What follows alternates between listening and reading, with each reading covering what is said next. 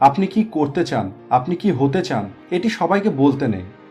আপনি হয়তো ভাবছেন অন্যদের যদি আমি বলি তাহলে সবাই আমাদের মোটিভেট করবে, আমাদের আইডিয়া দেবে। আপনি যদি এমনটি ভাবেন তাহলে আপনি ভুল ভাবছেন। আপনাকে একটা কথা বুঝতে হবে, এখানে কোনো লোকই চায় না অন্য লোকের ভালো হোক। তাই লোক আপনার প্ল্যানিং শুনে মোটিভেট নয়, বরং আপনাকে ডিমোটিভেট করবে, আপনার ফোকাসকে নষ্ট করবে। তারা বলবে, এইসব আইডিয়া তোমাকে কে দিয়েছে? তুমি কি পাগল হয়ে গেছো? তোমার দ্বারা এসব হবে না, তুমি এইসব করো না। তাই সবাইকে নিজের জীবনের লক্ষ্য সম্পর্কে বলা বন্ধ করুন।